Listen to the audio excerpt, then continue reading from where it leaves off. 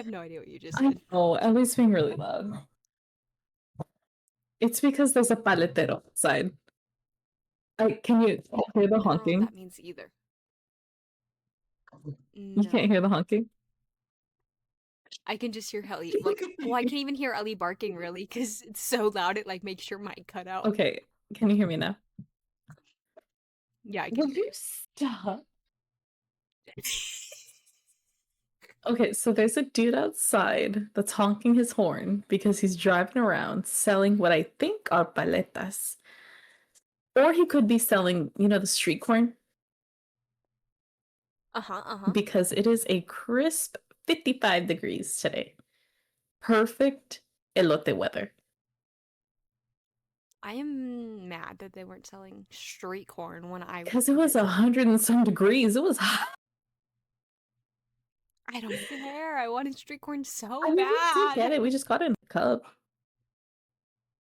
This is true. This is Just true. means It's not it the just same means though. that if we're still here next year, you gotta come out. Oh, Yep, that's exactly the what that boy means. got an interview for Kaiser. Woo! You got out. I said woo! We could be living in Pasadena. Who knows? Heck So yeah, we'll heck see. yeah, It's heck still up yeah. in the air. It might be here, it might be Michigan. I don't know. I don't know. And I might be Apparently North in Carolina. nowhere. But North Carolina, Florida, Alabama, Texas. Texas. But more than likely, I'll still be here. I don't know why I told the box story. What was the point of me even getting on about the box story in the first place? Do you remember? Do you know why that Yeah, came because about? I might be going to Denver if the Avs win the Stanley Cup, and you said if I'm here. I know, but what the box is for? Whatever. Okay. Anyways, moving Moving on. on.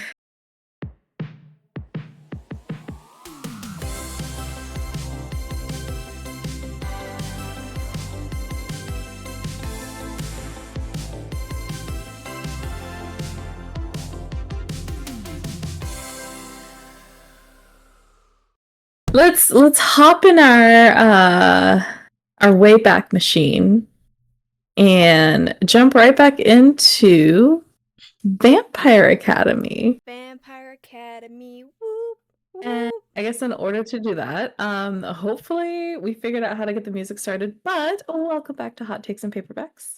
I am one of your hosts, And I'm your Harley. other host, Scotty, and the barking that you heard is your third guest star. Ellie baby. Ellie might have some opinions on Vampire Academy today, specifically Dmitry Belikov. I was gonna Specifically. say I know for a fact Dimitri is Ellie's favorite. Oh, 100%. Which is saying something because Dimitri is a vampire, which means animals don't like him. But I guarantee you, Ellie would be in love with Dmitry Belikov. Listen, as long as he In keeps her love. fed and gives her food, she won't care. True. She's really not that She's hard to really not. please. She's so easy. It's kind of ridiculous. She like her mother. Ellie, you dirty girl. Oh my goodness. All right. Take it away, Harley. Take us in. Taking it away. Where did we leave off? So we left off when Christian decided to light some boys on fire. Technically, it was their desk. Technically, it was his desk. That boy had it coming. He was being a giant fang hole. And He definitely deserved and it. Christian is just a little emo boy. He just needs a hug. He had a good heart and good intentions. Well, and Christian's just not gonna sit here and take the slander. Like, he's just not gonna do it. No, because that's his girl's bestie. And he was like, I'm Hell gonna yeah. defend her with my entire heart. He's like, not today. Well, actually, I realized I didn't listen to the entire podcast, but I think I got it wrong because I think I'd said that he did it because they were talking shit about Rose. But I realized he actually did it because weren't they making fun of, and maybe I'm even more wrong now, but I was thinking about this. I think he did it because they were making fun of the girls and saying that they were killing the animals on purpose for for show, For wasn't it? No, it was because of, no, yeah, it never was because mind. of I'm Rose. wrong. It was because he was they were making fun of Rose. That's right. And yeah, okay. So, picking up where we left off, we're basically speaking of Ellie's favorite man, Dmitry Belikov. We are officially at the point where Rose is going to have like her first real training session with Dmitry. And so at this point, she's been having morning and evening trainings with Dmitry. It's just she's been running and strength training, and Dimitri's been laying there reading cowboy novels. He did listen A man, after a my man to own Karina's heart. heart. Cowboy romance novels? Like I raised this man. Who raised this man? He does run with And then her though. you think about the fact that well, the one time he ran with her, because then he was making fun of her, because he was like, when she was talking to the boys, he's like, "Is this why your times are getting better?" Mm-hmm. So, but I think he only ran with her once. The rest of the time, he's just been like, "Have fun. I'm gonna read my romance novel. See It you when was you a bit get of both. I back." think um if he needed to run, then he'd go with her. Yeah.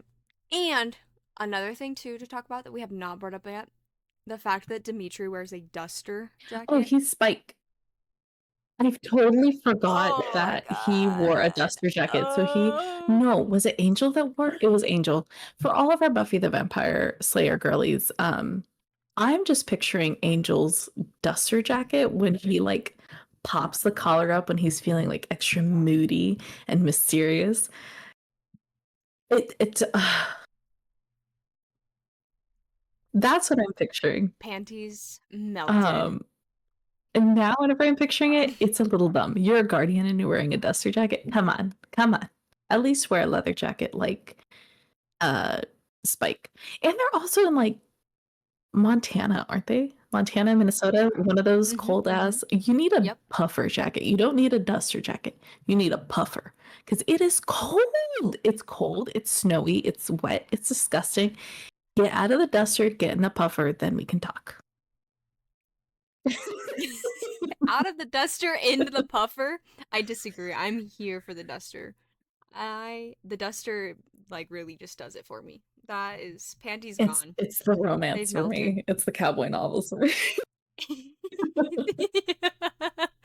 Karina cowboy novels and Harley the duster. So okay, so this is her like Rose's first real training with Dimitri. And so this is like official like combat training on the mat with the man, the myth, the legend. And um so Rose is just getting her ass handed to her because obviously, I mean, we already know, like we've already come to the like we've already talked about the fact that she is so far behind like just even with her peers, let alone a full trained guardian. And she is starting to like make headway, but a big part of the reason that she ends up just kind of going off on Dimitri, and she's just like, how am I going to protect Alyssa by just running and strength training? Like I get, like at this point she's like, I understand why it's important, but I really need you to like start training me so I can get ahead, cuz like you're right. I'm like, she's starting to realize the real world's starting to kick in. She's starting to realize how dumb she was and how big of a risk she put herself and Lissa when they left. And then on top of everything else that's going on, the dead animals, the bullying, all of these things, she's like, no, like there's something is going on, something is not right, and shit's gonna hit the fan, and I need to be able to protect my girl. So I need you to get your shit together, and I need you to like teach me how to fucking do this. So Dimitri's just putting her on her ass. Like he's trying to help her, but he's just at the same time he's like, it's not even like good No, luck. literally lays And her out on the training mat because they do start sparring. And it's after he he like beats the hell out of her, and then she also, I think he turned his back on her and she tried to catch him off guard and he turned around, just knocked her out the way. She was like, "What the fuck? I thought I had everything, like I thought I did everything right." And he's like, "You literally screamed when you were about to attack me. Like you can't war cry and expect them to not turn around and hear you."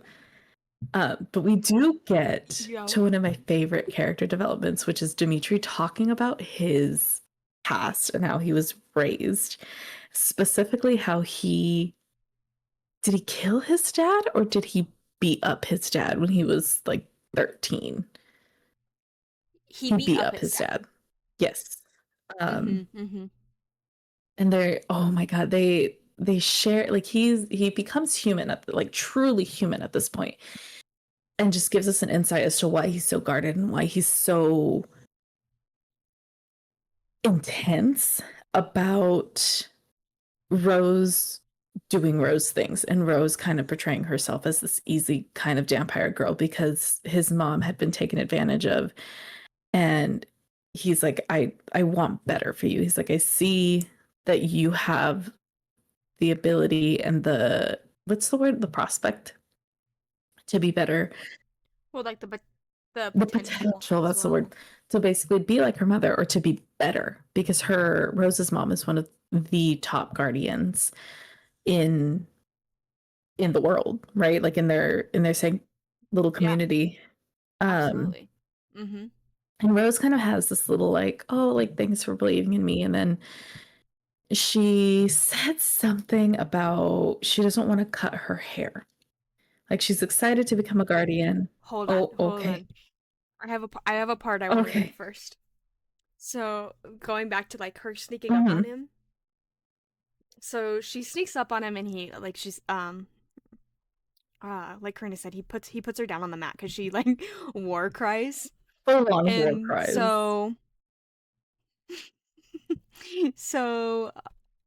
okay, so all of a sudden it occurs to me. So this is Rose. This we're in Rose's Hmm. POV here. All of a sudden it occurs to me that he was still holding me down. The skin on his fingers were warm as he clutched my wrist, and his face hovered inches from my own, and his legs and torsos were actually pressing against mine.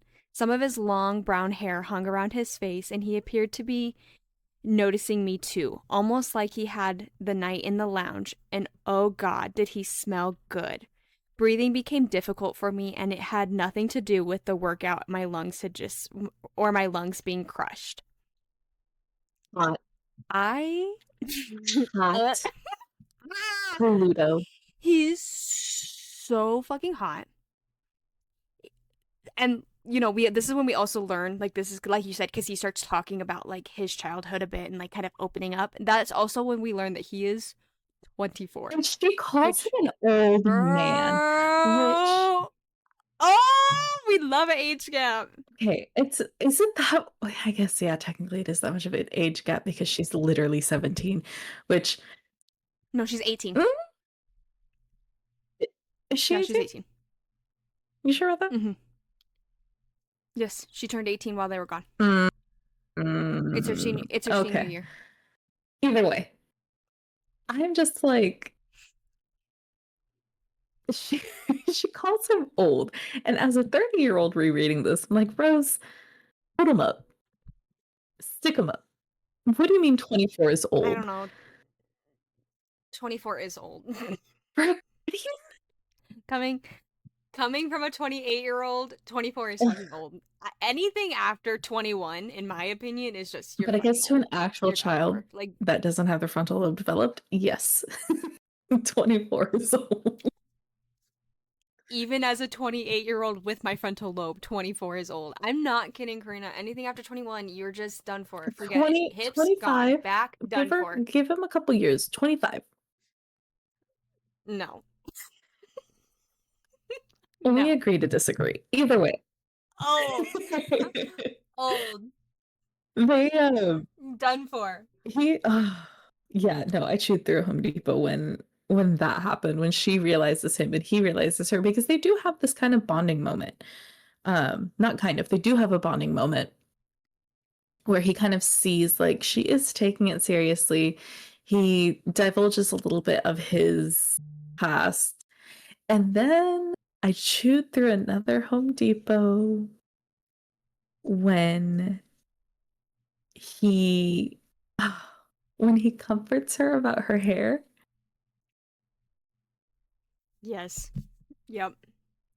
The hair is like because crazy. most of the And it guardian females, they like pixie cut it, right? To show off the, I still can't yeah. say the words, but to show off the tattoos that get placed on the back of their neck when they kill a strigoi. And she's like, I don't want to cut my hair. Like, I love it. It's my, which girl, I love having longer hair. And she's like, I don't want to do it. I'm going to miss it. And I have to read this paragraph. Unexpectedly, he released my hands and leaned forward. Slowly, he reached out and held a lock of my hair, twisting it around one finger thoughtfully. I froze, and for a moment, there was nothing going on in the world except him touching my hair. He let go of my hair, looking a little surprised and embarrassed at what he'd done. Don't cut it, he said gruffly. Just wear it up. I'm silent Yeah. screaming. That's our first Literally, true flirtation moment between Dimitri and Rose. And from there, it just takes off. absolutely. And yeah. Because you can already like at this point in the book you can already kind of see the tension like so that moment on the mat happened. There was a moment when she was wearing that dress where he was just like ooh. So like we've had like these moments where you can like tell where it's going, but this is like you said, the first like real true like whole holy shit, like he just crossed,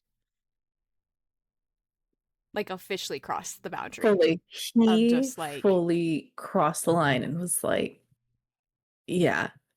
Well, he's towing the line. I'd say he's towing the line here because when they have, so we keep going through and Rose is still watching Lissa. Lissa's still doing her whole Katie hair and Mean Girls moment. And when they get the permission to go out shopping with her uncle and her cousin, I feel like that scene is where he truly, truly goes over that line of like, yeah, he's infatuated with Rose. yes, absolutely. I agree. Like when they go because when they go shopping, like yeah, it's a training exercise. So okay. So the whole reason that Rose is even allowed, because as you guys all know, Rose is under like house arrest. So she's the only reason she's even allowed to go shopping is because again, Dimitri goes to bat for her, which again is another like sign in my opinion, like where he's just like has those feelings like towing the line a little bit.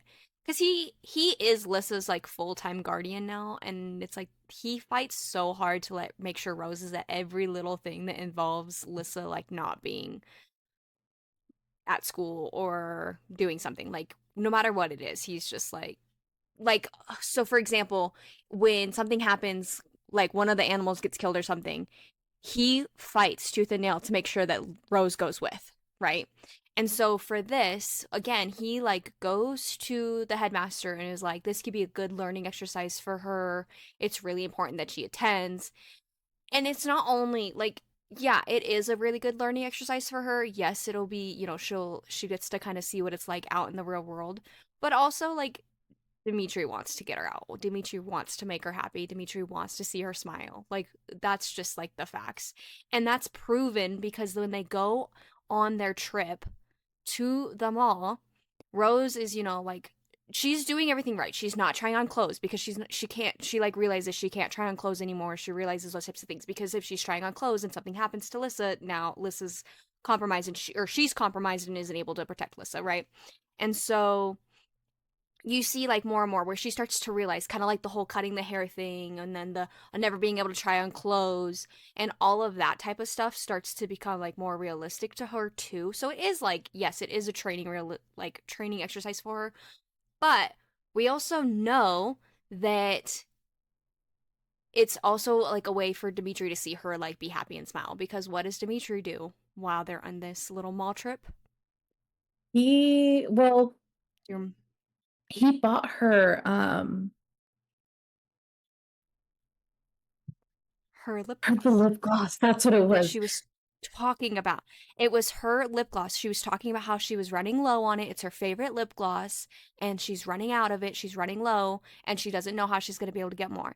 And so on top of Dimitri buying her, so Dimitri gets her the lip gloss.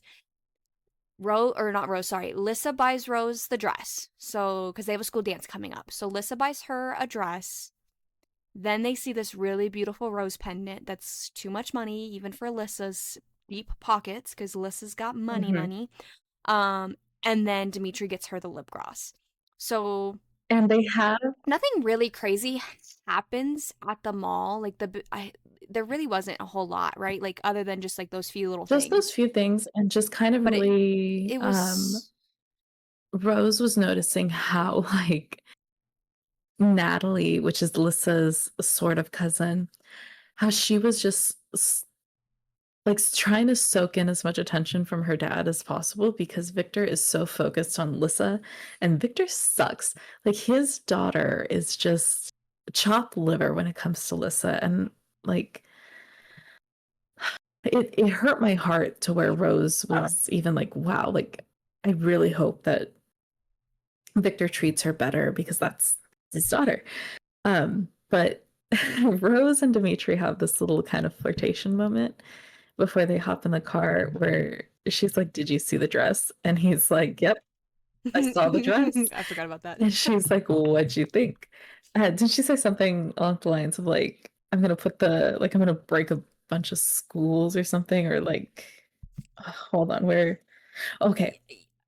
Um, she said, "Did you like it?" He didn't answer. I took that as a yes. "Am I gonna endanger my reputation if I wear it to the dance?"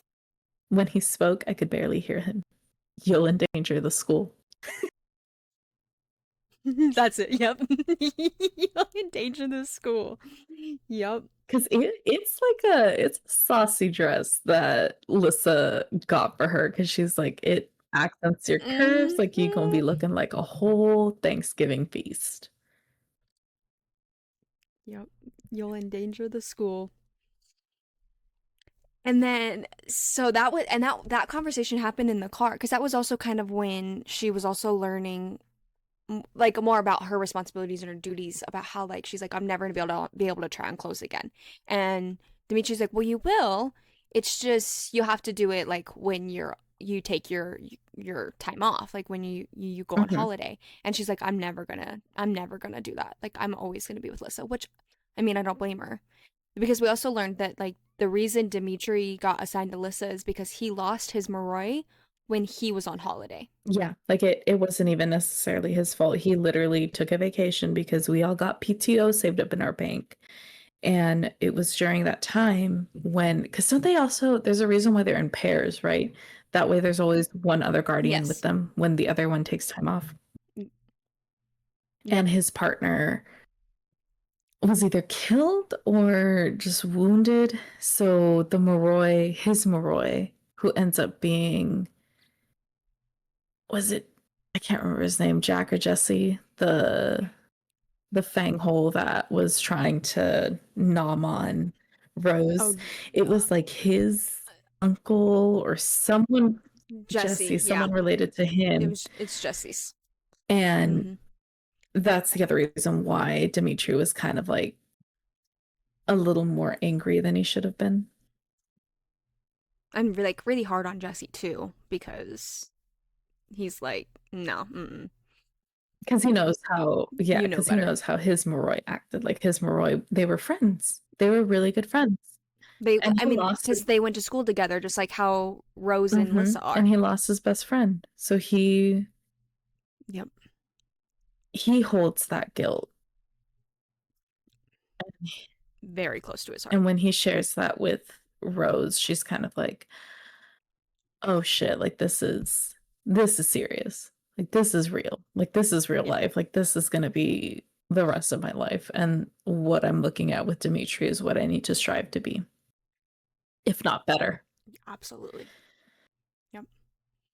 And so then once they get back to the school after the little mall trip, Rose is, she's more relaxed now because they're back in school, they're back in the wards and things, so she starts to kind of fuck off a little bit.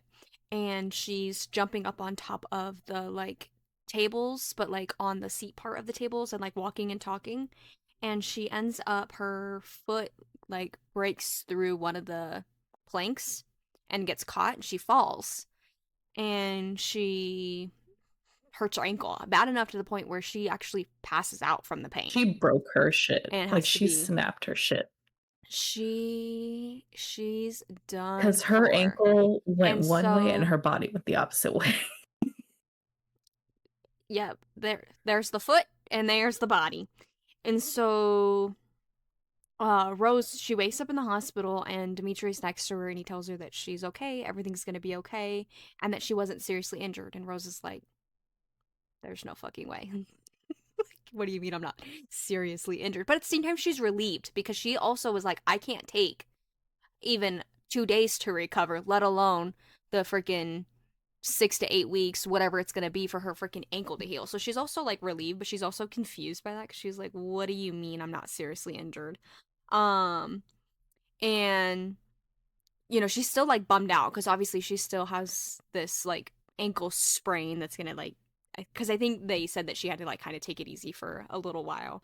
And then Dimitri, he's so freaking cute.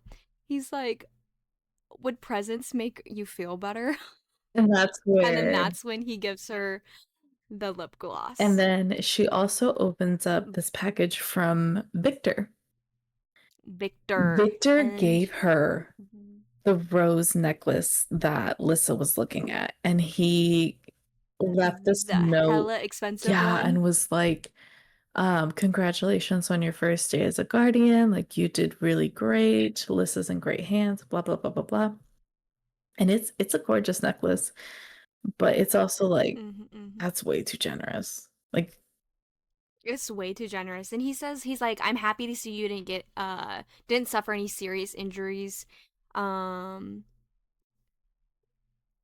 it's a it's a miracle and that you lead a charmed life. yes, Vasilisa is lucky to have you. creepy, Creepy. creepy, Very creepy. creepy. Very weird. Because again, mind you, Lissa has a lot of money. Like Lissa's fucking rich. She's She's she's the royalty. only one left in her family. And She literally has a giant even inheritance. she, yeah, she has it all. And even she was like, ooh, like she balked at the price. And so for Victor to just be like, here you go. Meanwhile, his daughter gets like literally nothing. She can barely even get him to pay attention to her. And Rose is getting this expensive ass necklace. It's creepy. It's weird. It's definitely a red flag. Huge, huge So, red flag. And mm-hmm. after that, Huge, huge red flag. um, because she puts two and two together that, or no, is this whenever Yeah, she, you're on the right track. She does put together that because Dimitri said that she was like screaming in agonizing pain, like when they brought her into the hospital, and it wasn't until Lissa sat down next to her that she calmed down, and then that's when she realizes that the reason she calmed down is because Lissa healed her again. she used her power. And this is when we find out that Lissa used her powers during the accident as well. And the more that Lissa uses So, her power, the more that she keeps saying that she feels the darkness creeping in on her. mm-hmm, mm-hmm, And a mm-hmm. little bit of a trigger warning, the only way that she can cope with it is she cuts herself. And she cut herself so bad to the point that Rose was pulled into her mind, right? And there was blood everywhere. Like Rose is literally running, trying to get to Lissa to try and help her. And she's just mopping up as much blood as she can, and they still had to take her to the, like, school hospital to bandage her up. Well, and part of it too is because, so if you guys remember, we talked about the fact that Rose kind of got in between Christian and Alyssa a little bit because Rose didn't like Christian and Alyssa talking and hanging out like that, and so she actually lied to Christian and told him that Alyssa doesn't like you and she's just too nice to say that. So like stop hanging around her. Like you're Mhm. weird, go away basically. And so Lissa originally went to the bell tower at the church, like up in that attic where they meet usually, and Christian was there. And so Rose saw that because Rose was like, oh, she always gets super depressed when she heals. Like, so she got worried and scared and could feel that Lissa was agitated. So she like goes into Lissa's mind and sees the argument. So Lissa and Christian get into a huge argument because Christian's being a dick and Lissa doesn't understand why because Lissa doesn't know that Rose said that to him. And he's like, why are you lying? Why are you pretending like you like me when you don't? Like, Yeah, like, I you're don't just like being yeah, you're nice. just You don't it's a I don't pity need your party. fake Mhm. friendness. Like I'm good. And he's like and he like goes off on her a little bit about the way they treat Mia, even though Mia's a fucking bitch. She Mia? But he's Mm. like you guys have no idea like what Mia's been through, and that's when Christian tells Lissa that like Mia used to date your brother exclusively, and then randomly your brother just dropped her like she was nothing and like treated her like shit, and she got her heart broken. And I think he even like humiliated her in front of everybody too. It wasn't just like a simple little breakup situation.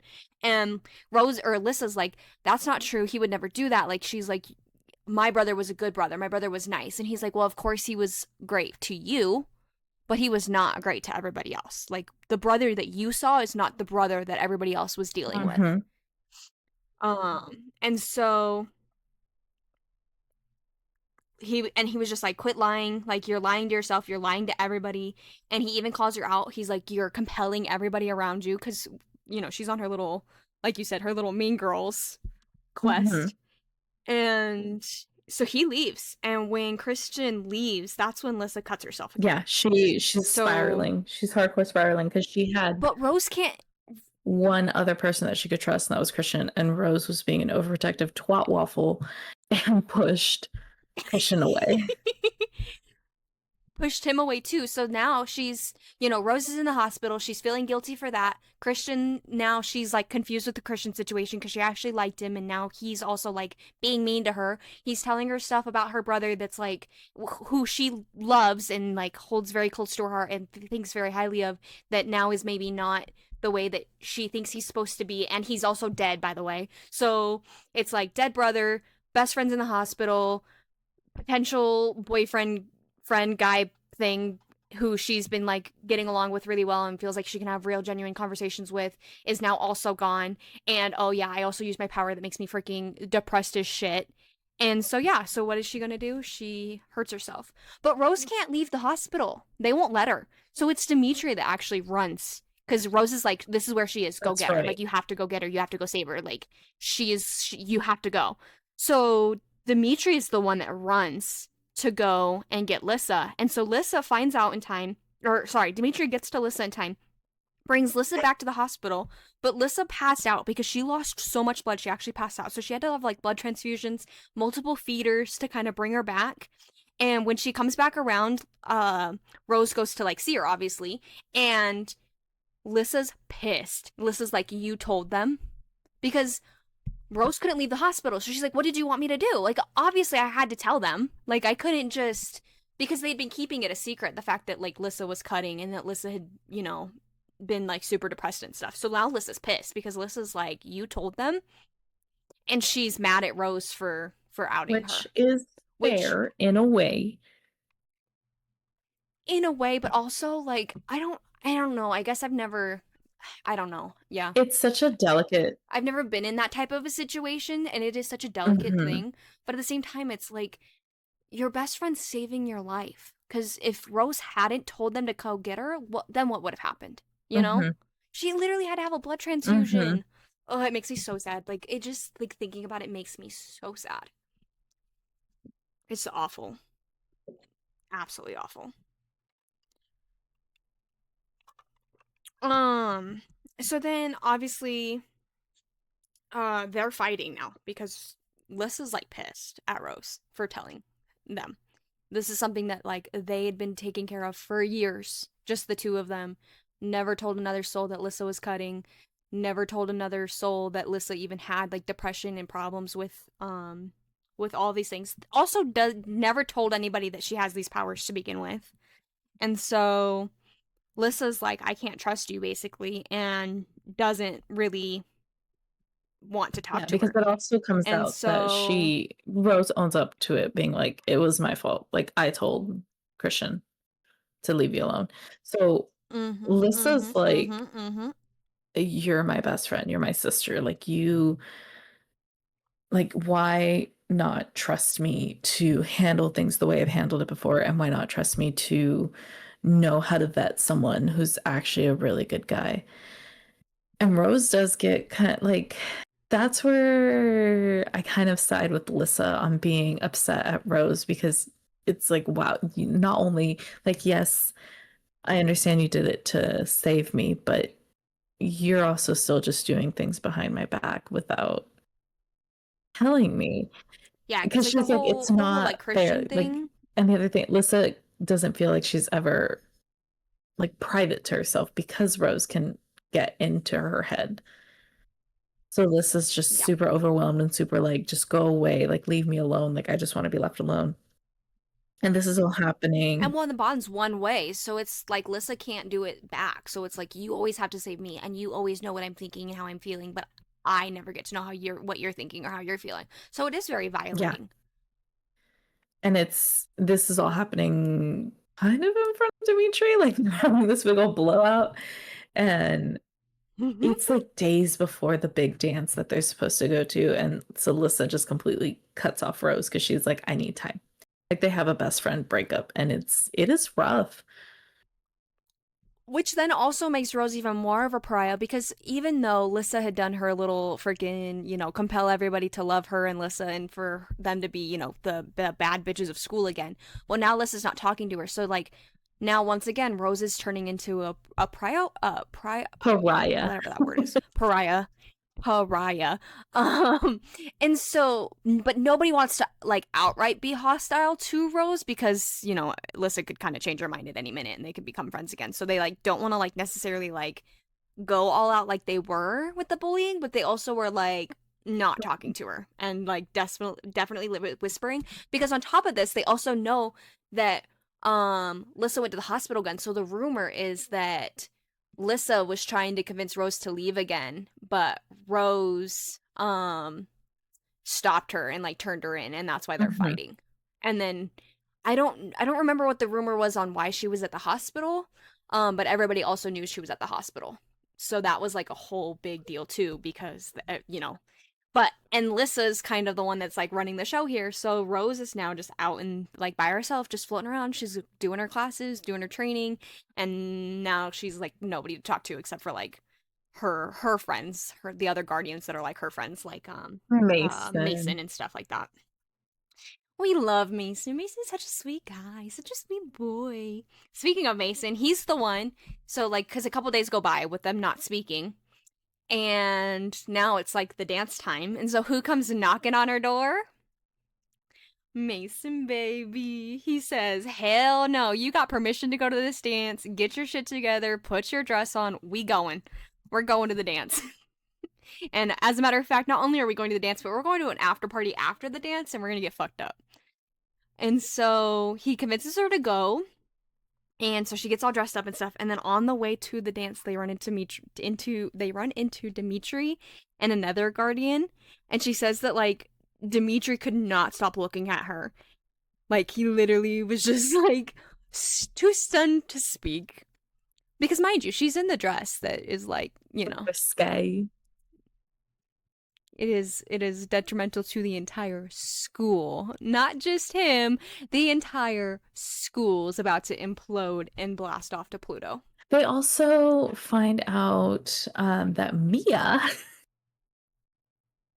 Oh, yeah. slept with both Zeklos and the other dude that Christian set his desk on fire to, Mm-hmm, was mm-hmm. it to get Ralph. information or to spread rumors? So yeah, so Mason being, oh god, I fucking love Mason. Okay, Mason's a real Mason one. being the Mason that he Mason's will be is, a real one. he was able to get Jesse and Ralph to admit, well, for one, that they obviously didn't have sex with Rose, which we already knew that. And the reason that they started spreading the rumors about having sex with Rose was because they both had sex with Mia. So Mia slept with both of them to, like, that was her leverage. She's like, I will sleep with both of you guys if you'll spread these rumors And about literally Rose. pot meat kettle. Like, Literally pot meat kettle. Like, that is the definition of, like, what the actual fuck. Like, you are calling Rose a blood whore, but you're quite literally actually divorcing your legs for these men. literally. Like, literally. Um, And so, of course, Rose, being the way that she is, she's like, because so Jesse and Ralph, because they come up and they admit to Rose, like, yes, this is true. Yes, this is, because Mason's like, you're going to hear it from the horse's mouth, not just from me. Like, we're going to go talk to the boys. But they're like, we don't want to, like, because Rose is like, you're going to start telling the truth. And they're like, we promise we will, but not tonight. Because they're like, it's the night of the dance. We want to have a good time. We don't want to fucking do this shit. So when they leave after like saying that they'll do it, first thing Monday, basically, she's like, that's bullshit, but whatever. Like, I get it. And then Mason's like, just because they're not going to say anything doesn't mean you can't say anything. So, so Rose starts telling people like the rumor mill and everything that's going on. So of course the gaps are like, flying across the room. Word is traveling fast, like to the point where it gets to Mia. So then Mia gets pissed, and so instead of going after Rose, who does she go after? She goes after Lissa. Because who's the weak link in the group here? Lissa. It's Lissa, unfortunately. And so Mia, just starts going after Lissa. And so Rose is like, fuck this shit. I'm coming to save my girl. Like, I don't care that we're fighting. Like, I'm on my way. Like, I will always be there for Lissa. But somehow Mia was able to get her hands on Lissa's medical record. And so, in front of everybody, she starts saying that Lissa's crazy. She's cutting herself. She has to go on meds because of her depression, which obviously this pisses Rose off to the max. So, what does Rose do? Rose punches Mia square in the face and breaks her fucking nose. Blood is gushing, like a river down her fucking front of her face. She's screaming. Rose is fucked because Rose isn't allowed, like, if she steps one toe out of line, she's getting fucking expelled type shit, right? And meanwhile, Lissa's whole life has just been turned upside down. Once again, this is not the first time that this has happened to her, but once again, her whole entire life is getting turned upside down because now everybody knows that she's cutting herself, that she has depression, and that she's going to have to go on meds for it. And so Rose can't leave. Like, Rose is already being detained by Guardians. Lissa's running off, and Mia is fucking bleeding everywhere. Like, literally everywhere. And so they're like, none of the teachers want to deal with this right now, so they're like, take Rose back to her room and just lock her in there, like lock down Rose. But so Lissa took off. So as Rose is being like dragged through the crowd back to her room, she's like, Christian, go after her. Like, please go after her. Please go check on her. Because she's scared. Like, she's like really worried about what it's gonna do to Lissa, obviously, for obvious reasons. And so Christian goes after Lissa. Rose gets thrown in her room, and that's kind of where we're like left off. Like, well, not left off, but like that's kind of like sets the scene for the ending of the book. Because there's so much chaos. Christian goes after Lissa. Rose is in her room, and so they put up like guardians, not outside of her door, but outside, like around the perimeter of the dorm room, so she can't leave. Because they are like, we're gonna deal with you later, but like we just can't right now. We're just not dealing with you. So we're just gonna make it to where it's impossible for you to leave. So she can't go out her window. She can't go out or she can't go out the front doors of the dorms. But so she's in her room, and she decides she is gonna, like, there's nothing she can do. So she's like, all I really can do is just go into Lissa's mind and see how she's doing and make sure Christian was able to find her and that she's doing okay. So she goes into Lissa's mind. Christian does find her, thank God. And they're talking, and he's, trying to like be nice and kind and gentle to her. And because he also at this point, like, no, like he knew before anybody knew that she was cutting, because he's very observant, as we've already determined. And so he and Rose has already like confessed to everything, so they're already kind of like on the mends. Not necessarily though, because Christian's still mad that like she's acting like a princess again. So they're kind of on the mends, but not quite on the amends. But so they're starting to kind of like have this like deep conversation, and then all of a sudden these guardians like bust through the door, basically knock Christian out, and then take Lissa. Lissa gets snatched and She gets kidnapped. thrown into a car. And Rose misses a good chunk of this because all of a sudden, in her mind, Well, she misses. Oh no, she doesn't. She sees no, Lissa and she she starts trying to head to Dimitri, and she feels she gets compelled, up. like, yes, go to Dimitri, but it's not to tell Well, him what's going well, on. no. So she gets up. She gets out of bed, and she's like, "Fuck!" She starts freaking out. So she like tears out of the room, because again, they're not keeping her in her room. They're just posted outside of the dorms. Mhm. So she's able to get to Dimitri's room, because Dimitri's room is also in the It's close, right? um Like on a different floor. in the Guardian Tower. It's in the same tower, but on a different floor. Exactly. So she just runs to his room, and she freaking like starts knocking on his door or whatever. He comes and opens. He's in nothing but his sleep pants. So this man is Charlotte. So she's like, oh gods. And then as soon as she like touches him, that's when all of a sudden it's she hears this like thing in the back of her mind that's just like, forget Lissa. It's go time. Don't worry about Lissa. You don't need to tell him anything. It's you and Dimitri. You guys are here.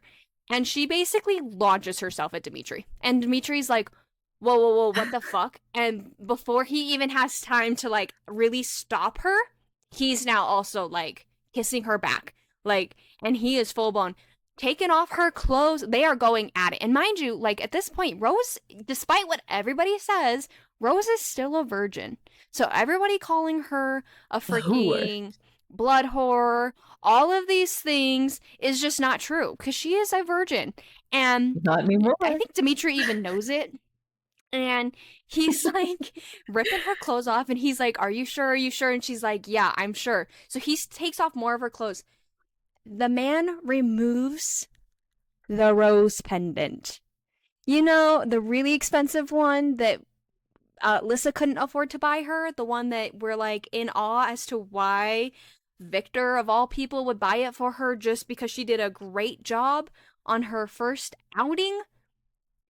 Yeah, that rose pendant. So he takes it off of her, sets it on the nightstand, and the moment he lets go of it and it's on the nightstand, the spell breaks. They kind of like pull back from each other a little bit, and it like takes a minute for it to really wear off, but they start to like kind of like, wait a Like, minute, hold what on, is going on hold the here? phone.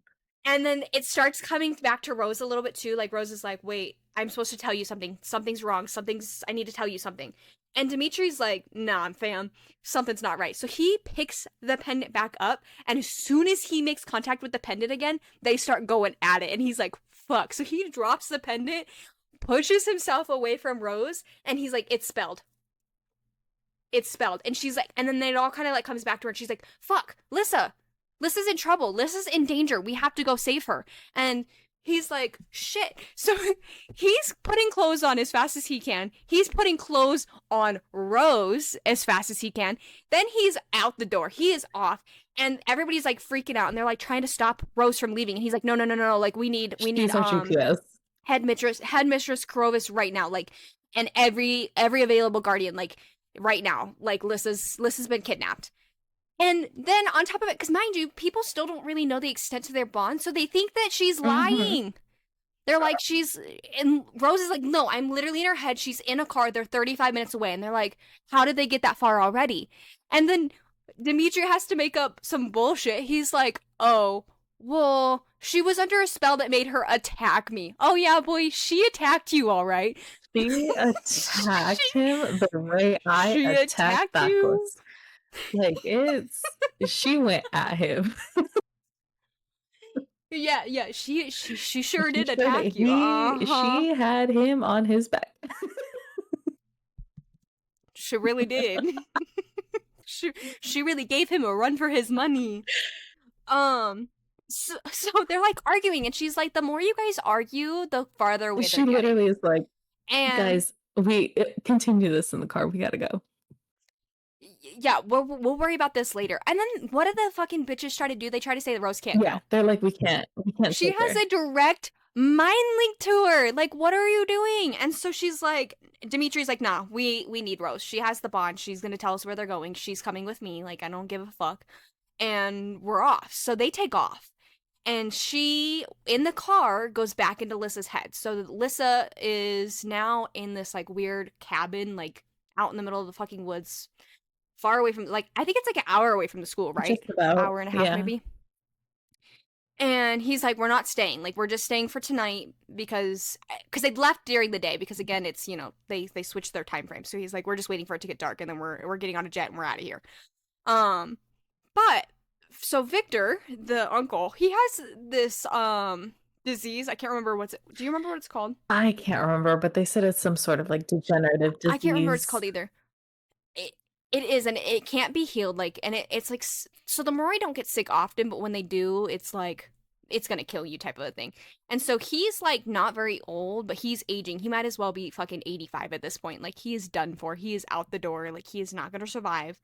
Um, and so apparently because of his illness, that's why he got like passed over. So the queen, like, because so out of the royal families, they like pick a sovereign and they have to like do these like trials or whatever. But he got passed over because of his illness. They were like, no, we're not even gonna waste our time with you. Like we're just like no. But otherwise, in his mind, he would have been picked to be the king. So he's like he doesn't agree with the path that the Mori are on right now. He thinks that they should be fighting back. They should be doing things differently. He's like, this is stupid. Like, why are we cowering? We used to like go and hunt the Strigoi. Now we're hiding behind the Guardians, which he's not wrong. I mean, it is kind of fucked. But he like goes about it the wrong way and he's like, you can heal me. And Lissa's like, why didn't you just ask? Like you could have just asked. And that's when he's like we find out that he's been like way more observant. And he's the one that put the spell on Rose and Dimitri, and he knew that because he like saw. So I guess his daughter like noticed at first that Dimitri and Rose definitely had feelings for each other, and then the mall outing is like what solidified it for Victor. So he put the spell on them because I guess it wouldn't work unless both parties Had attraction. Mm-hmm. like they had to have attraction for each other exactly. And so anyway, so he put the spell on them like because he was been like really observant, but he also was super observant of Lissa. And so actually come to find out, he had his daughter Natalie dissolve the wood planking or like rot it so that way her foot would get stuck and she would break her ankle because he was the one that was having Natalie leave all of these dead animals around Lissa in hopes that she would try to so they could like make sure she really did have spirit because that's what he believed that she had, which is the name of her ability because I guess there's technically 5 but it like over time because the 5th element was so rare that he was just like or it was so rare that like they just forgot about it altogether with so people that like have spirit end up being classified as like non like they don't have an element basically. But so he like tells her all of this stuff, and he's like, the problem is because she's like, why didn't you just ask me to heal you? Like I could have healed you once, and we would have been done with it. And he was like, no, because of his condition, she would have to heal him all the time, and the amount of healing that he would require, Lissa would eventually go mad, essentially, like go crazy, like how Miss Carp was. And so his whole plan was to just basically lock Lissa up and get rid of Rose. So his goal was he's like we'll just have to like because he knows about the bond. Like he knows so much more about spirit than anybody else, which is like crazy because now we have this man that can answer all of Rose and Lissa's questions. But he wants to fucking kidnap her. He wants to use her for nefarious reasons. And she's like, you think they're just gonna let you take the throne knowing that you're still sick? And you think that they're not gonna have questions? And he's just like, I'll worry about that. Like, don't you worry. Like, you're a pretty little head about that information, right? Like, just like placating her. But he is under the impression that Rose and Dimitri are going to be busy all night long. Because technically they would have if Dimitri didn't take the necklace off of Rose. And so he has no idea that they're like coming for her right now. Which is leads us to the next part, which is where he starts to torture Lissa because Lissa's like, oh, I'm not gonna do it. Like, you're telling me all this stuff now. Like, now that I know, like, if you would just ask nicely, I would have healed you. But now that you're telling me all this, like, I'm not gonna heal you. Like, you're an awful, horrible human for like making your daughter do those things and like not just asking me to heal you. And also, like, I don't agree with like how you're trying to go about all of this to like gain power or whatever over the Moroi. And so she's like, I'm not going to hear you. And he's like, we have our ways. So he gets in like another Moroi that has earth, or not earth, sorry, air powers to like suffocate her. And then like force a whole bunch of wind or air into her. So she like over exacerbates or whatever, however you say that.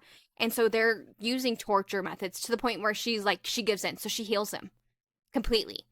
And this like drains her because it's a lot for her to like heal. So she gets super tired and basically passes out. And so they put her in a room in the cabin and they go on to the next phase of their plan just as Dimitri and the rest of the gang are pulling up. And so Dimitri's like, "Oh, well, Rose, you have to stay behind. Like you did your job because she wants to go with. She's like, "No, I want to go." And he's like, "No, you did your job. Now you need to just stay here because we can't have you out there. Like it's just too dangerous or whatever."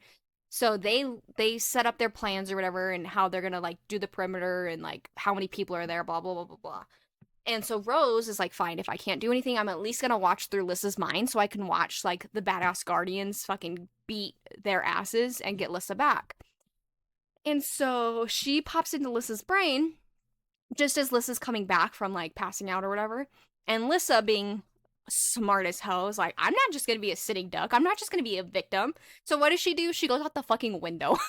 He said, she I don't need a hero. I'm my own hero, and made things incredibly more complicated because at this point, bitch, just sit there.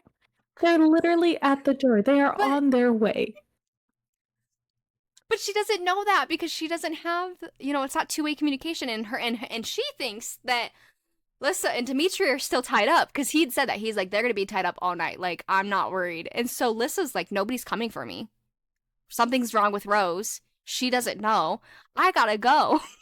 She fucking hightails her ass out the window. And Rose sees this, and Rose is like, oh, hell no. So Rose is getting out of the car. As Rose is getting out of the car, who's in the trunk? Christian. Fucking Christian. And he's like, whoa, whoa, whoa, wait for me. And she's like, Christian, what are you doing? He's like, you think I was gonna sit by and let you have all the fun? Hell no, I'm getting my girl back. Like, ain't no freaking way I was gonna sit and wait. Because that was another thing too that I kind of glanced over. In order to corroborate Rose's story, because again, they didn't believe her because they're like, there's no way you couldn't know all that information through your bond. You're crazy. So they had to go and find Christian, pass the fuck out in the closet or in the fucking storage closet unit thing, and have him corroborate the story. And they're like, oh shit, she does know what she's talking about. So Christian's like, fuck no, I'm not staying, waiting for them to get back. I'm going away. So he stows away in the fucking trunk of the car. And so he and Rose, they start taking off. And Christian's not as fast. Like, Rose can go way faster. So Christian's like, no, go, go, go. So she leaves Christian behind and he's following and she's taken off to go after Lissa. And just as she's getting close, she starts to yell Lissa's name so she'll stop running. And then she hears the Psyhounds. 5 of them. And so these Psyhounds are like, what are they like? I guess I don't really understand, but they're like mutant type dogs. Like, they're dogs, but they're like controlled by a Moroi. So they're like mutant dogs, They kind are of. just evil, mean Terminator dogs. These suckers are out for the hunt, and they're being controlled by Victor, right? Or by Victor's people. Yeah, they're controlled by Moroi. Like, I know Moroi has to control them, so I think it is Victor. And like Victor told the dogs, the Psyhounds basically like Go get them. to bring Lissa back at any cost, but like don't hurt her. But they didn't. That was not this. They don't have that command to not hurt Rose or Christian, so they lunge at Rose, like, and they're going in for the kill. Like, picture the wolves from the beginning And of Beauty and the Beast. Like, that's pretty much what was happening. yes, yes. And so Rose is like, "Fuck! Like, I gotta lock the fuck in right now." Because they're not gonna hurt Lissa, but they are gonna hurt me. So she's like, and it's 5 against 1. So she's like, fuck. So I think she puts one down, and then is like, because she remembers learning that like they work in packs or whatever. So she's like, okay, I gotta figure out like how to do this. So she puts one down, even though it kind of like hurts her heart a little bit to do so. And then she's going, like, two are jumping at her. But right as they're jumping at her, fucking Christian comes out of nowhere and fireballs them. Just blasts them. Because Christian uses defensive spells because Christian's smart. And so, but then because of that, the other two like leap at Christian. So now Christian's fighting off his own Psyhounds. She's fighting off two of her own Psyhounds. And Lissa's just screaming. She's pushed up against a tree, screaming her head off. And just as Rose finishes putting down her two, Christian is like getting torn apart.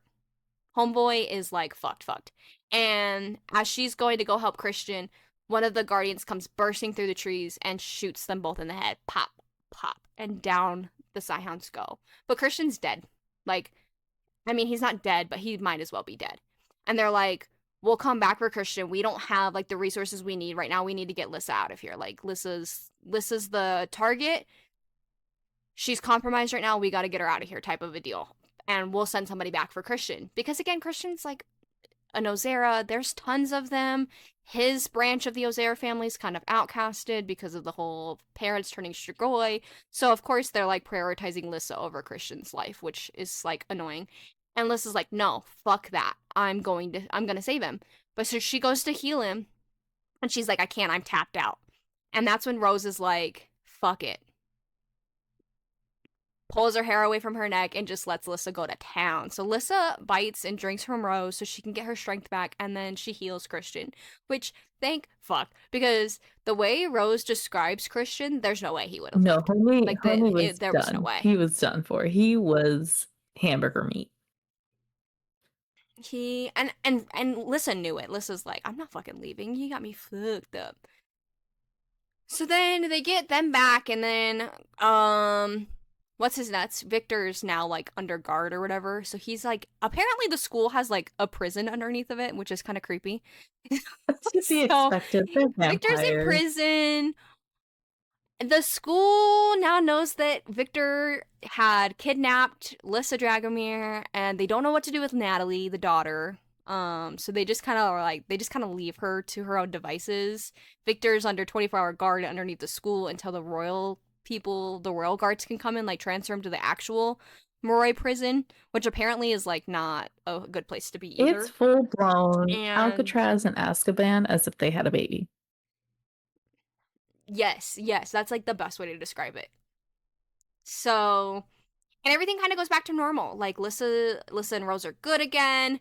Lissa kind of comes back to her senses, and she's like, fuck this shit. She breaks up with Aaron and fucking says, fuck it. All of you people suck ass. I don't care anymore. Which turns out most of them already kind of liked her as she was. She didn't need her freaking compulsion to make them like her. And she's just like, I'm good. Like, I don't need this. And so she does that. But she also starts publicly dating Christian, which is crazy. And everybody's like, how the fuck did he get her? How is this working? And everything's kind of just hunky dory, except the fact that Rose and Dimitri have left some shit unsettled. So Rose takes her happy little ass over to Dimitri and is like demanding answers. And she's like, homie, I know you felt that too. And he's like, homie, you are too fucking young. We were under a spell. I don't feel that way for you. You're delusional. GTFO the fuck up out of my face. And she's like, damn, that fucking hurt. But she is like so hung up on him that she's like, you know what? Fuck this shit. Like, yeah, I had feelings for him a little bit before the spell, but this spell needs to be like done for because this shit is making me crazy. So what does she do? She hightails her little ass over to the freaking prison, catacombs, whatever, and she convinces the guardians to let her go talk to him, even though she's not really supposed to. She's like, no, I need to go talk to him because it involves Lissa. Like, I have to talk to him. So they're like, okay, fine, 5 minutes. So you can go talk to him. So she goes and talks to him. And then that's when she finds out that the spell has already broke. Like, it's been broke. The moment that, like it's ran out. And the moment the necklace got taken off, they were no longer under the spell anyways. And that the spell could not work if they were not both attracted to each other. So Dimitri straight up lied. He is 100% attracted to Rose because otherwise it would not have worked. So now she's pissed because she's like, oh my god, like it works. And then she also finds out more about like the fact that like why she is the way that she is and that she's shadow kissed because Lissa brought her back from the dead. And like she has like one foot in the shadow realm and then 1 foot on earth. And another reason that like she kind of lives like this charmed life, so to say, is because she is like her whole body is like clinging to life because it's already kind of seen death and now it wants to be alive so bad. And so that's why she has like all of these um like what's the word? Like coincidences that aren't really coincidences. It's all because she's shadow Mhm. kissed. And so now she like understands what it means to be shadow kissed. She understands that Lissa didn't just heal her during that accident. She died. And Lissa brought her back to life. And that is why they are bonded the way that they are. And that is why um that, they have this connection that they have. And so Rose is kind of indebted to Lissa in a way because of that. Sorry, I need a drink. Um I'm like, whew, dry throat over here. And so she's like, well, shit. So as she's like trying to get the rest of her information from Victor, she all of a sudden just hears like this loud, like, body being thrown across the room. And she's like, what the fuck? She looks over and here comes Natalie. And she goes, I didn't think they would let you come see him. And then that's when she realizes Natalie's eyes are red and she is crazed. And she's like, holy shit, she's a Strigoi. Natalie, And so, we need to go take ahead. a minute and acknowledge the fact that Victor is such a fucking dick. He forced his own daughter to turn Strigoi to break him out of prison. Yep. Victor forced his own daughter to become the very thing that they all hate and hunt so he can get out of prison because he's a And fucking dick. she's like, I had no other choice. I had to. And she's like, they're going to kill you. And she's like, no, I'll control it. And if I don't, then yeah, you're right. They will kill me, but that's what needs to be done. But this has to happen. Like, my dad's the only thing that'll save the Moroi. So it's worth becoming Strigoi and potentially having to die by his hands in order to make sure. Like, that's how brainwashed she is by this man that literally doesn't give a fuck about her. She needs therapy. She needs, well, now she needs a silver stake to the heart. Which, who then comes Which, running to the rescue? of course, Our Dimitri. knight in Here he duster comes. armor. Because Victor is like, I'm out. Peace out, Girl Scout. So he takes off and he tells Natalie, he's like, you need to take care of um Rose. Like, don't necessarily kill her, but hold her attention for a while so I can get the fuck up out of here, right? So Natalie starts attacking Rose. And Rose hesitates because she doesn't, exactly what Dimitri said. When it's somebody that you know is Strigoi, you are going to hesitate. What does she do? She fucking hesitates. And so she starts getting her ass fucking handed to her by Natalie. And the only reason that Dimitri was even alerted to the fact that there was a Strigoi on campus was because they found, unfortunately, our unnecessary British man, Mr. Nagy's lifeless body, and he was completely drained of blood. So they knew somebody had turned Strigoi and that there was now a Strigoi on campus. And so he instantly like knows that it was for Victor. So he took off and he shows up just in time to save our girl Rose and he takes her out like the badass that he is. He earned So another now he has tattoo. seven Nomia marks or however the heck you say it. And saves her once again. And then they end up catching him, like Victor, because he's like on the outskirts or whatever of the school. They catch him before he can like get too far, and then I think they like send the royal guard like right away because they're like, "Fuck this! This is obviously it's not gonna work. We need to get this guy out of here." So he gets taken off, and then she, being the badass that she is, she calls Dimitri out on his shit. She's like, that spell would not have worked unless you were attracted to me." They have this insane they have this insane moment where Dimitri's like, okay, yes, like I did lie, but it's because we can never be together. And Rose, babe goes, is it because of the age thing? Because like I don't really mind it. Like, or is it because you're a mentor thing? Because I also really don't mind that. Um, but then Dimitri just really drives a stake into our heart by saying, no, If I let myself love you, I won't throw myself in front of her, meaning Lissa. I'll throw myself in front of you because they are going to be Lissa's guardians. Like Dimitri is 100% locked in as her guardian, and Rose will be too. And they cannot let their love get in the way of their duty. And I launched myself into space in my tiny little rocket titled Off to Pluto because what the fuck? Because what the actual fuck? He literally, okay, so Dimitri's like, Rose, you have to report what happened to us. And she's like, I can't do that. They'll fire you. And he's like, they should fire you or they should fire me. Like, what I did was He's like, wrong. I'm literally And she's like, compromised. you couldn't help it. And he's like, nah, fam. And he's like, if I let myself love you, we're done for. Like literally, he has to throw himself in front of Lissa, but he's not going to. He's going to throw himself in front of Rose. And to be frank, I already think he's going to throw himself in front of Rose. All day, every day. I think He literally did. I think we're already too far He gone. literally did. He literally threw himself in front of What? Rose to take care of the strigoi of Natalie. Well, no, but Lissa wasn't there. But either way, the sentiment Well, is yeah, there. but A true guardian would have yeah. ran to Lissa. He ran unknowingly, but he ran to Rose. And he doesn't. Can we talk about the fact that he doesn't call her Rose? He calls her Rosa. Rosa. Because of his beautiful little accent. I can't even say it like that. Can you do it again? I don't know if I'm saying it right, but it looks like he's Rosa. Oh. Hold on. I can't hear you. There's silence, and Ellie's just flipping out because the fire department's coming for me. Oh, I can hear the fire department. Yeah, because your freaking panties are on fire. Everything's on fire, y'all. Hold on, let me mute for a minute. While she's muting, I'm gonna read this part to you because it is a good one. So this is back to where like when he was kind of being mean, and she was like, "Look, it's not a big deal," and he's like, "It is a big deal. I took advantage of you," and she's like, "No, you didn't."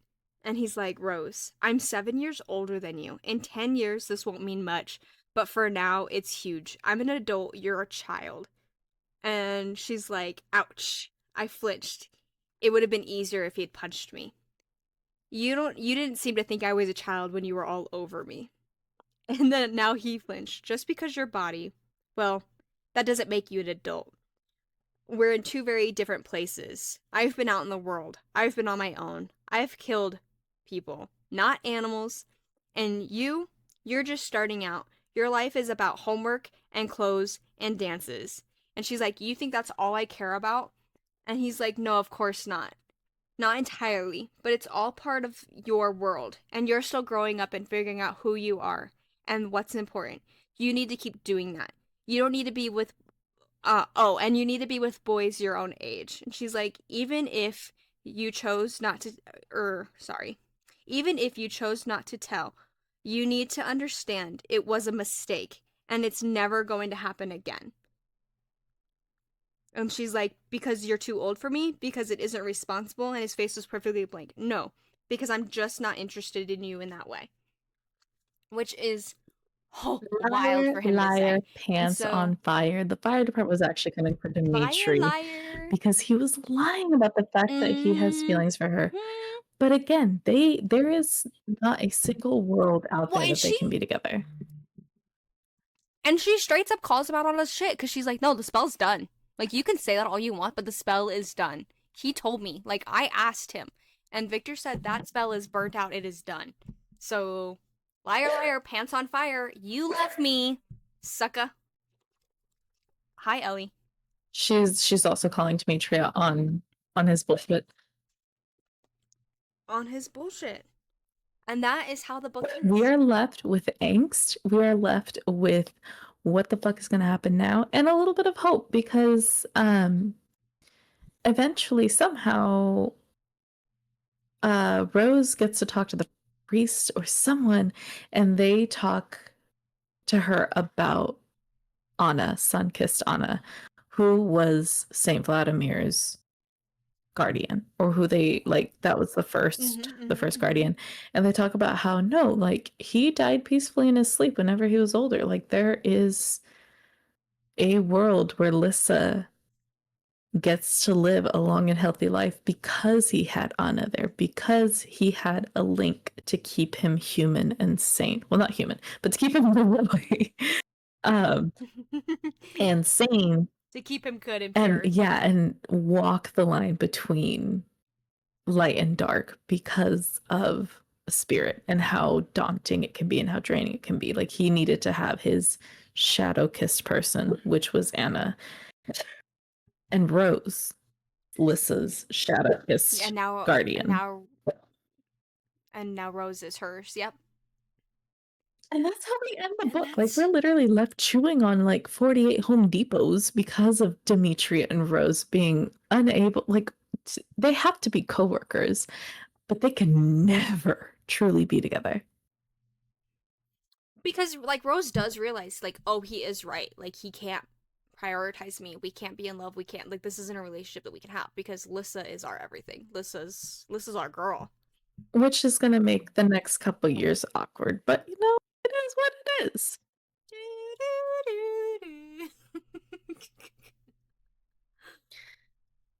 I just have to say, one of my favorite quotes is when right before Rose punches Mia and she's like, "Hey, slutty friend here. Remember how I told you to take a step back away from Lissa?" Because that is me energy. Yeah, yep. It's 100% me energy. Harley, I would punch someone square in the face for you. Same. Don't you dare. Don't you ever question it. You and I could be fighting, which we never would, but let's just say we were fighting like that and I wasn't talking to you. If some biatch stole your medical record and started spilling it to the world, absolutely. Not only would she have a broken freaking nose, but she'd be dead. There, I wouldn't stop. There's no amount of guardians in the world that could get me to stop Yeah, no, her face beating the absolute fuck out of would that be person. hamburger meat. She's not even royal, so it's fine. Literally hamburger meat. No, what does she need her face for? Nothing. Sucking other vampires off, apparently. Apparently. No, my favorite quote from the book is still, "You hired cheap foreign labor to protect Alyssa." Eat your fucking words, Rose. Eat your fucking Oh, you've words. got to be kidding me. Eat your words. Also, the don't cut it, wear it up. Oh, Oh, oh, god. that was also pretty like Dimitri. Mm-hmm. Dimitri Bellicon. Okay, I'll see All you. right, let's go through our review sheet. So, emotional damage rating Oh god. scale, pearl clutching moments. Um, I'd probably give this one about a 3. I'd give it about 3.5. Because while off to fucking Pluto, it's really not until the later books that it really picks up. Right, but it's still. I mean, I definitely gasped whenever he touched her hair. Whenever he was like, the first time he called her Rosa. Bye. Bye! Um, Off to Pluto. Well, also, like, the whole, like, part where, like, she battle cries, tackles him to the it ground, was and he whips her cute. around and freaking pins her, and their legs are tangled, and she can feel his breath on her. Oh my god, yeah. Clutching my curls. My curls. Clutching my curls, yep. Clutching my pearls, because, oh my god, we all know that feeling of your man just laying on top of you, breath on your neck, hair in his face, smelling all kinds of ways. Oh hell yeah! And I love a good sweaty man. Whew. That's where And we're gonna agree to disagree. you know that boy was sweaty. No. You don't love a good sweaty Mm-mm. man? Like within No, not for you. reason, but it's also like get off me. Oh no, I love it. I love it. But actually, I'm gonna give it 4 because the cowboy books. Actually, I'm gonna give it 5 simply for Dimitri. That's it. I'm sticking with my 3. I can fix some energy. Okay, I can fix him energy. 5 when it comes to Christian Ozero with freaking Lissa. Everyone gets 5. Lissa's like, fuck you, Rose. He's misunderstood. I've got this. And Rose is like, nah, bitch. No, you don't. Everyone, Victor needs to be, well, yeah, no, Victor needs to just go Victor away. needs to die. Natalie needs a therapist. Rose needs a therapist. Dimitri needs a therapist. Lissa needs a therapist. Christian needs 4. So My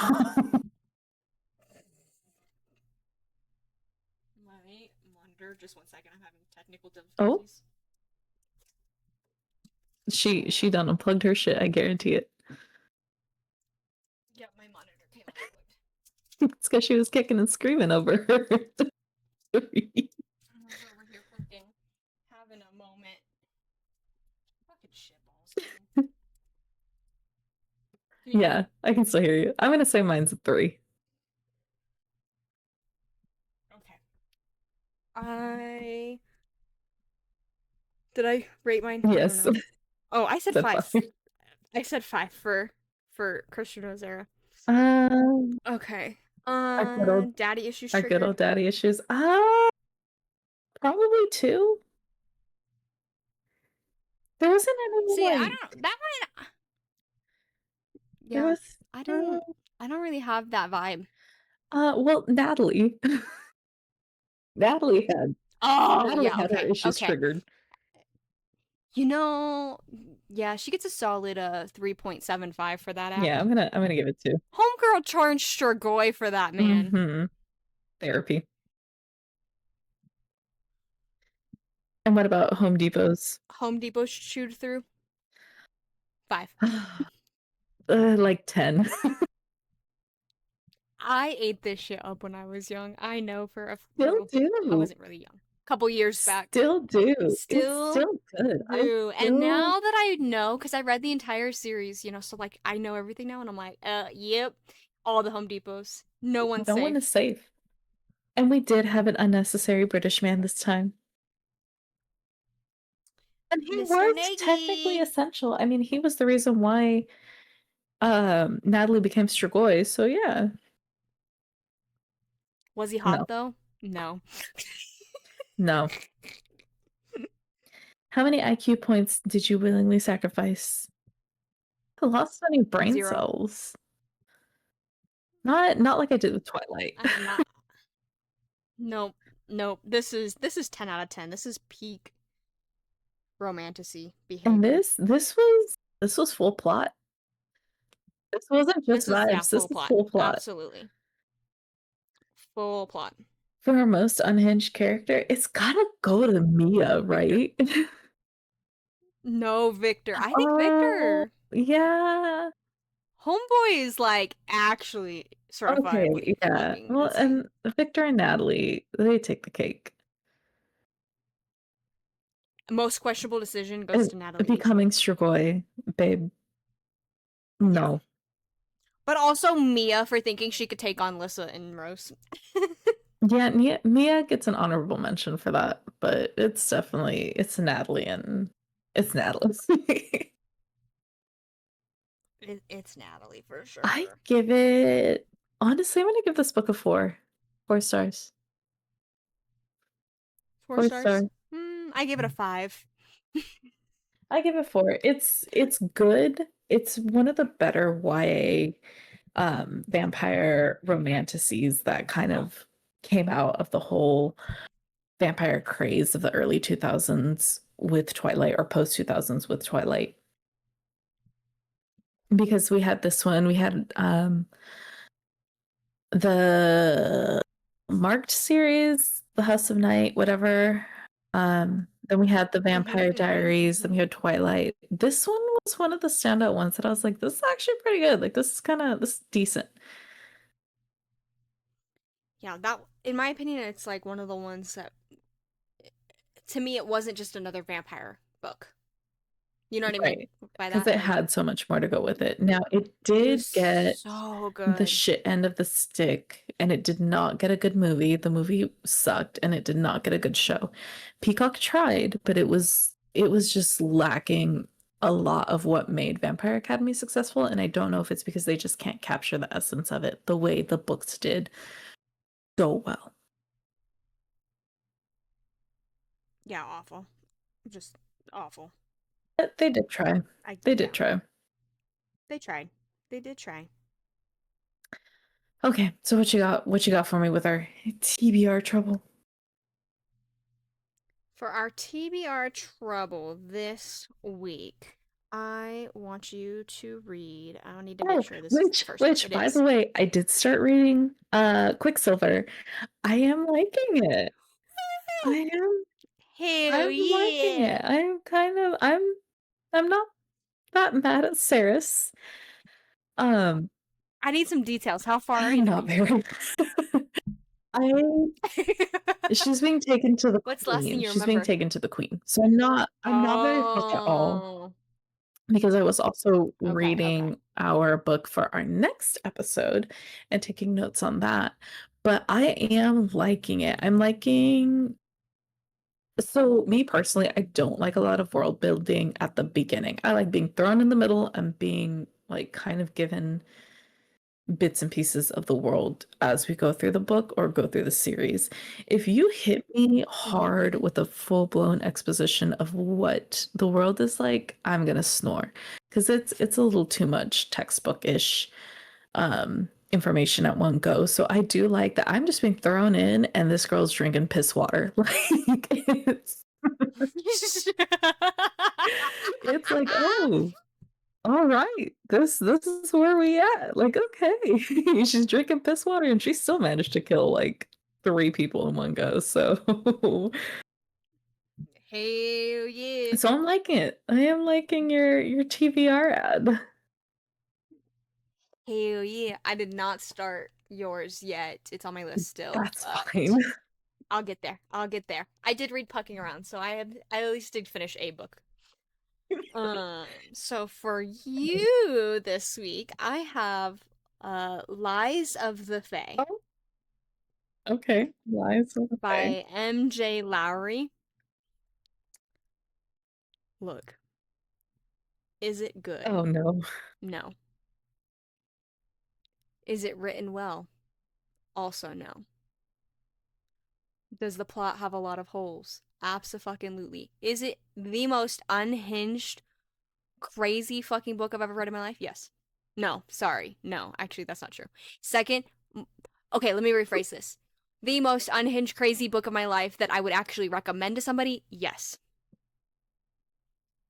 Because we all know the most unhinged, craziest book I've ever read, I DNF'd. And then the second most unhinged, crazy book that I've ever read, I tell you guys not to read because it's fucking Oh, Den awful. of But Vipers. this book, Yeah, that's yes, yeah, so Den of Vipers is the second worst book I've ever read that I don't even read. This is the third worst book I've ever read. However, I really need you to read it because I feel like you would. Well, for one, I feel like you would eat this up, and then for two, I really need somebody to talk to about it because I am traumatized. The note here says this is a reverse harem book and contains explicit content and darker elements, including mature language, violence, torture, and non-con sex. It is not intended for anyone under 18 years of age. Harley, It is. I need do I therapy. need a priest? Yes. You will Hold have to go on, to confession hold after on, you hold read on, this. hold on, hold on. She started writing shortly after the birth of her first baby because she was driven mad by the boredom of nap time.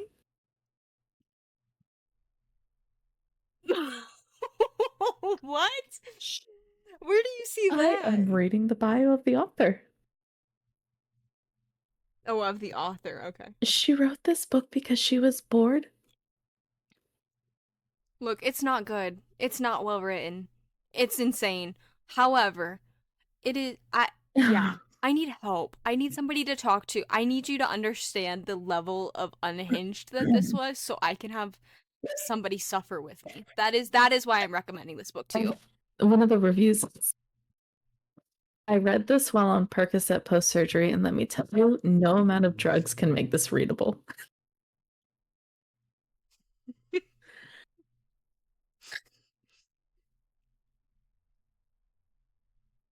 Oh, I Yeah, it's crazy. it's a I It's don't know crazy. how I'm this not book gonna gets lie. so many good reviews. It's utter rubbish. Not a single likable character. They're all annoying. Agreed.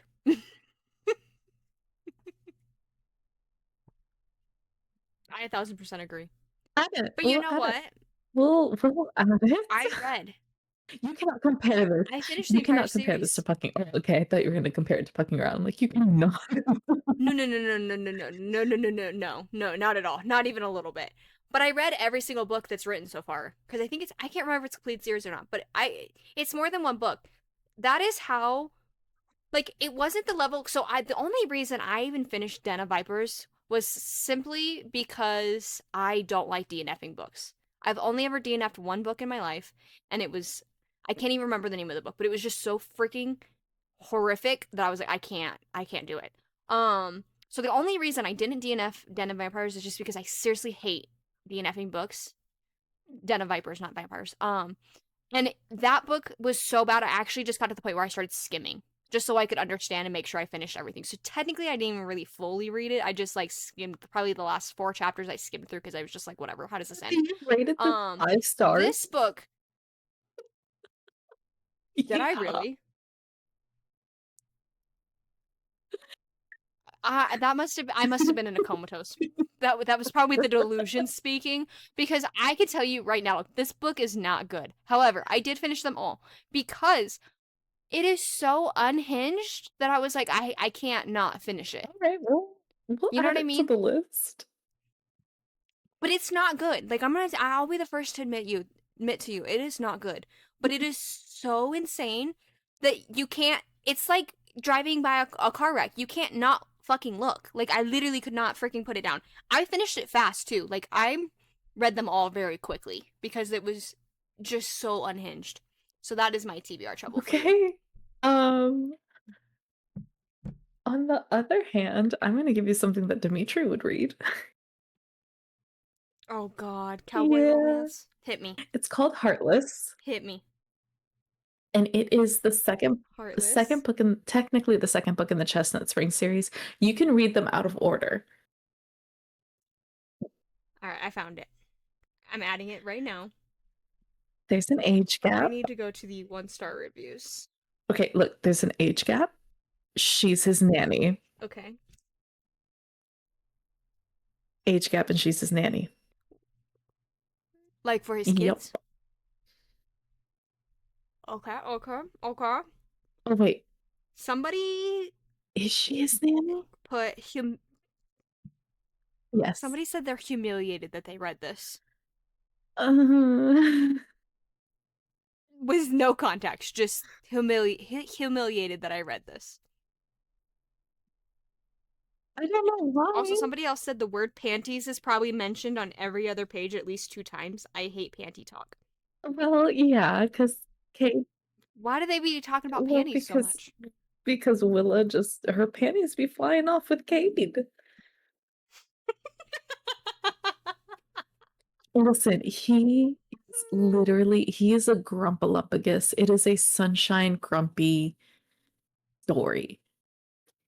And he's a single dad, and she's just so good with his kid. And then he's trying to hold her like at arm's length for a while, and then he just gives in because they play truth or dare. And I died. Oh, okay. I died. I Okay, okay. died. Especially because um if I remember this one correctly, listen, they all start to blend together, okay? No, this one's not it. Um, but she gets the little boy to just like Willa never wanted kids, and then she slowly starts becoming besties with his son, and his son really loves her. And Aww. Cade was like, I'm never going to remarry. Like, I have to be here for my son. I have to be here for the ranch, blah, blah, blah, blah, blah. And then he slowly starts falling for her. And it just, oh, it makes me love. All right. I'll read it. I'll give it a go. Hey, listen, just picture Dimitri reading it. I will. That's how I'm gonna get through this. I'm gonna be like, Dmitry Belikov recommended this to me. I There have you to do go. it. There you go. I got this. I can do it. The one-star reviews on this are kind of wild. They're not as wild as the ones on that fairy book, but someone did tag eye bleeding, which I'm like, okay, come on. Come on. Come Come on. on. Well, I think some people are just overly critical of books sometimes too. Whoever on TikTok made a So, video you know, recommending this there's book, that. Eat a Stack of Hay. Eat a stack of hay. Oh, that's And I right. don't need to read the first book, No, you right? don't have to. You can, um, but Reckless is good. Reckless is a he's a bull rider, and she's his PR agent. Oh no, not Reckless. Okay. Flawless. Okay. And I feel like and Hannah read these. she probably did. Yeah. She probably did. For some reason this is all sounding a little I familiar. Flawless was good, but I really did like the one after this one, which is the one I'm recommending you, Heartless, better. And then there Okay, is okay. even though it is cowboys, there is a hockey cowboy. Oh, I Karina. know. I know. I love this series. This Grounded. series was so good. But it's Grounded. by the same girl that did the one that you listened to, Wild Eyes, because Teddy Hamilton narrated it. Oh yeah. The one that was like, of course she's driving a fucking Tesla because she was trying to take a selfie with a bear. Yes.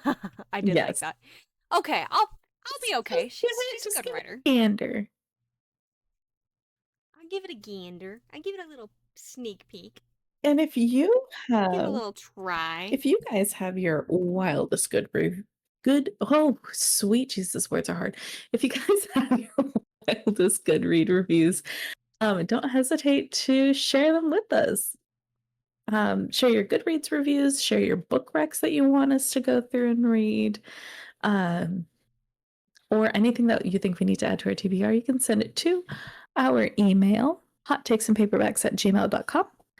That is hottakesandpaperbacks@gmail.com, spelled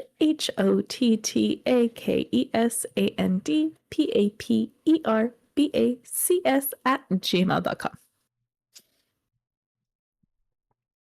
And I'm just double checking, making sure we don't have any emails, and we do not. So please feel free to shoot us an email and we will review it on the podcast. We need some stuff to talk about, but We do. Send us your funny good reviews. We love reading them. no, hardcore. I do really love reading the reviews if I can get the words out of my mouth. Um, in English is fact, hard. let me see if I can pull up any of the one-star reviews for the one that we're going to be reading next. Whoop, whoop. Which is While you're doing that, I'm just going to remind everybody to follow us on our social medias. That would be Instagram and TikTok and YouTube. And then also you can find us on Spotify and Apple Podcasts to watch the podcast.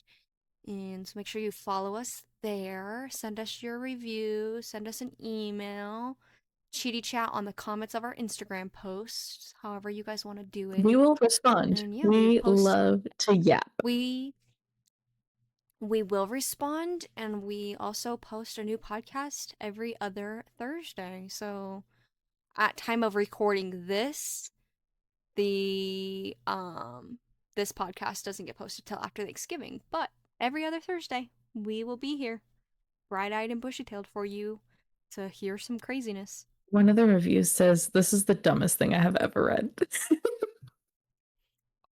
Oh, we haven't even announced what the book is yet. Do you want to tell the class? Our next book is going to be The Housemaid by Frida McFadden. Yes, that housemaid that is currently being, well, as of recording, will come out next month in December on the silver screen with Sydney Sweeney, my gorgeous girly, and Amanda Seyfried starring. Hey, yeah. I'm so excited for the movie. I loved this book. This book literally had my jaw pop with how hard it fell. It is a psychological thriller. We're gonna move away from the vampires for a minute and dip our toes into some good old thriller mystery novels. And we will, say this on the next podcast, but this is a spoiler warning. I think, because it is such a newer book and popular. It's not like Vampire Academy or Twilight that's been out for 10 plus years. This is a newer book. And it's, gonna become very popular because the movie's coming out and all of that stuff. So this is spoiler warnings. We are going to have the podcast how we've had the last four at this point, where we go in detail. So if you have not read this book yet, I would recommend skipping the next podcast and then coming back to it after you read the book. If you're going to read the book. I haven't read it yet, by the way. I'm starting Or it watch the tomorrow movie. actually. Yeah, if you haven't read Yeah, or or watch watched. the movie, and if you don't want to read the book but you watch I would recommend at least watching the movie first. And of course we'll give another spoiler warning on the podcast, but that is something to consider because this isn't um like an old book that everybody's already read. But also, if you don't care about that, So keep feel that free in to mind. join us. We will see Yeah. you No. next week with Next week. The The Housemaid. Housemaid. And maybe our crazy yapping will be what makes you decide you do want to read it and or watch the movie. Who am I to judge? Who knows? We're just a couple of girls having some fun. Who knows? A couple of girlies. With that, thank you guys so much for joining us today with our second half deep dive of Vampire Academy and our unhinged yapping over Dmitry Belikov. God, I love that man. Give me the duster. Keep your dusters on and your silver stakes sharp. Later, love you, bye. Bye.